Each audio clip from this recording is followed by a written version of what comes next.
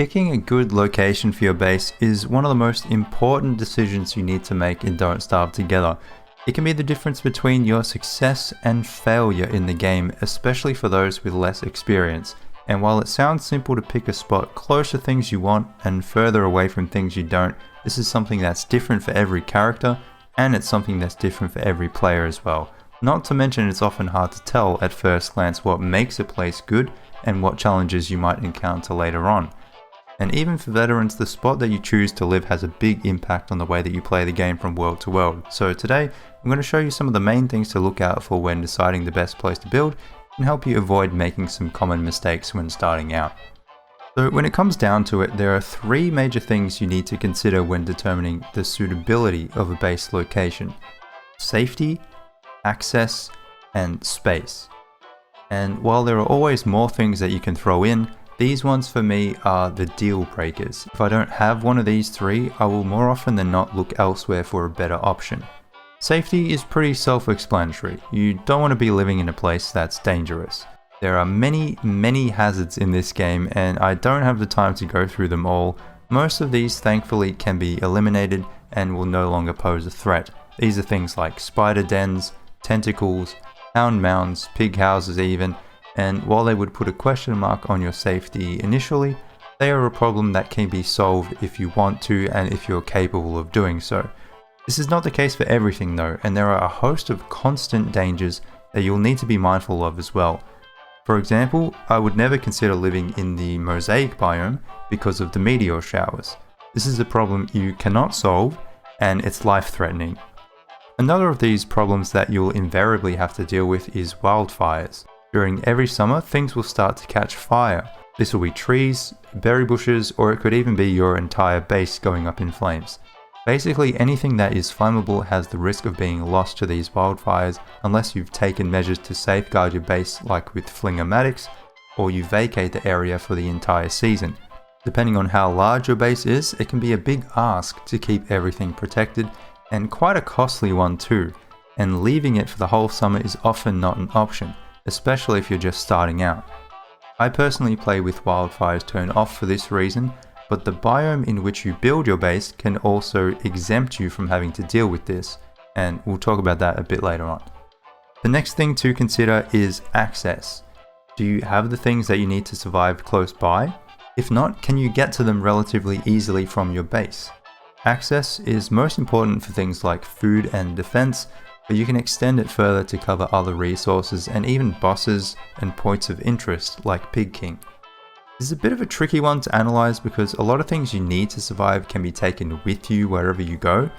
You want grass and twigs, you can dig them up. Food, you can take berry bushes or stone fruit bushes or build your own farms. Defenses can be constructed in the form of tooth traps.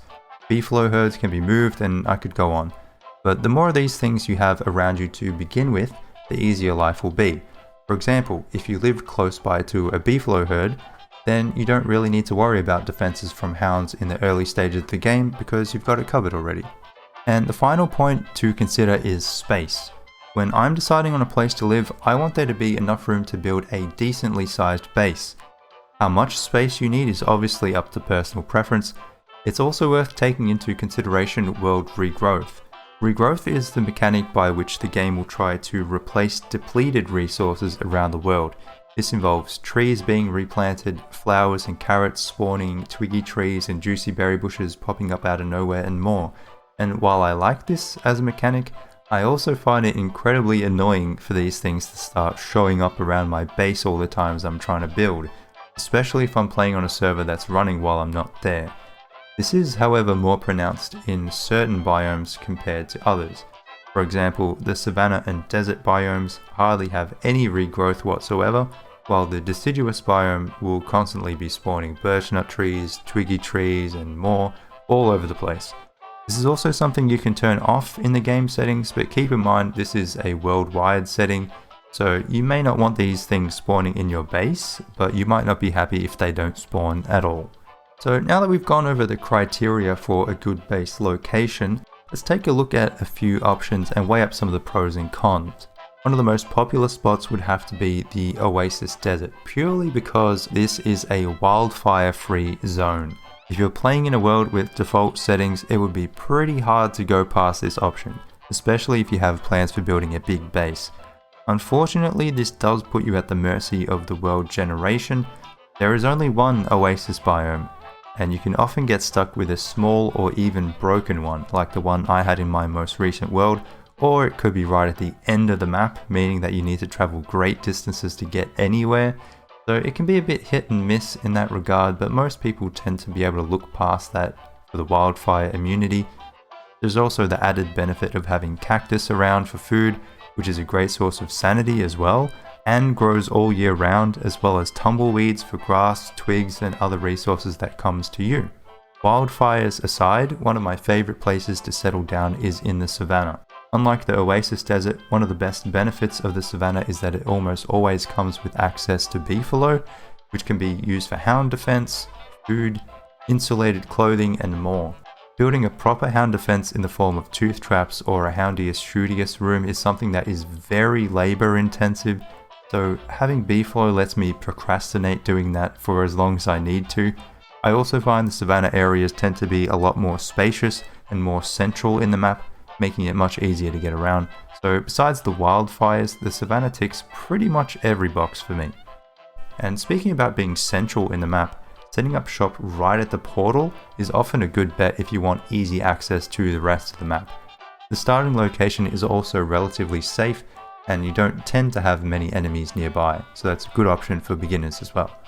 Another popular spot is the Deciduous Biome, especially near Pig King, and despite the annoying trees and things that keep popping up, this is still one of my favorites as well. Obviously not quite as good for the monster characters like Wartox, since you'll need to clear it of pigs beforehand, but it does come with the added benefit of usually being very close to the Claws sack, as well as having Pig King and Glommer in your backyard. Much like the Oasis Desert, you're at the mercy of the world gen here as well. Will it be in the corner of the map or in the middle? Will there be beefalo nearby? Who knows? There are also a few left field options for bases as well. Most of these are not quite as practical as the ones already mentioned, but are more for a fun challenge or something a bit different if you're tired of the stock standard. You have the good old cave base, which is honestly not a terrible option, but could be a bit of a challenge for beginners. Between the creatures that inhabit the caves, the waves of depth worms, darkness, and sanity issues, you kinda need to have your wits about you. You'll also probably find yourself making constant trips up and down to gather food and resources, at least early on in the game. It does however come with wildfire protection.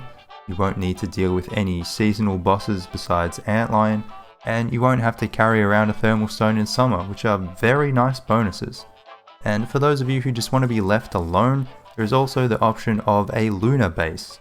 This one is especially good for Wartox, since sanity is inverted on the moon and Wartox can just stay sane by eating souls. It obviously does have the downside of being very far away from everything, but you might get a lucky world gen where the islands are close by or even connected to the mainland. And if not, there's always the lazy deserter or telelocator if you don't feel like sailing across or making a bridge. Hound waves may be a bit annoying to deal with on the moon since there aren't too many creatures to help you out with that, and you might have to craft some tooth traps a bit earlier on in the game than you would have liked. And speaking of more effort than it's worth, what about a boat base? Practicality be damned, because these bases are just very impressive to look at. I mean, you gotta admire not only the courage, but the stubbornness of people that build these bases. By definition, there's plenty of space. Your base would only be limited by how much water there is and how many trees you can chop down. You also have the added benefit of not only being immune to antlion sinkholes in summer, but hound waves as well, as long as you stay on the boats. Your options for food are rather limited though, as most crops are not possible to grow on boats, so you better enjoy fishing if you want to go down this road. Wildfires also have the potential to not only destroy your things, but sink your boats as well, with you included. And honestly, there are dozens of other options for base locations, and I simply don't have the time to go through every single one, but I do want to give you a few other pointers, things to look out for to help you pick a better spot yourself. Firstly, you see these scratch marks on the floor? In spring, they have a chance of turning into a nest for moose goose and her mosslings, So unless you have a plan to deal with them every year, they will eat your nearby crops and destroy your nearby walls and fences. I would just avoid them if possible. And that's the same for the walrus camps that show up each winter. They aren't super difficult to deal with, but you just don't want them in your backyard harassing you all the time. They also respawn after just a few days, so you'd have to kill them 4 or 5 times every winter. Frogs that jump out of ponds are a pain. If you want to live nearby, you're probably going to need to build walls around them first. Gravestones might look like a nice piece of decor for your base, but keep in mind every full moon, ghosts can spawn from the graves, and pipspooks also spawn from them after a while. And unless you're playing as Wendy, you basically can't get rid of them. They drain a lot of sanity when nearby as well. Pengulls can spawn when walking along the edge of the map in winter, which can be a good thing or a bad thing, depending on where your structures are placed and whether or not you need ice. Catcoons are also worth keeping an eye on, as they tend to kill useful mobs like moleworms, glommer, and the friendly fruit fly if nearby. You should also look out for wormholes and sinkholes in the area you want to build. For example, if the only thing stopping you from building in the Oasis is the fact that it's far from everything else in your world, you may be lucky enough to find a wormhole that takes you to the other side of the map. A sinkhole that's very close to ruins or the grotto could also be quite useful to have nearby. So have you got all that? I think that's about it. I'm sure there are some other things I forgot to mention, but this should be good enough to give you a decent body of information to work with and make your own decisions. I hope you found this video useful. Let me know in the comments where you like to set up your base and why. Don't forget to subscribe if you want more videos like this in the future, and I'll see you next time. Take care.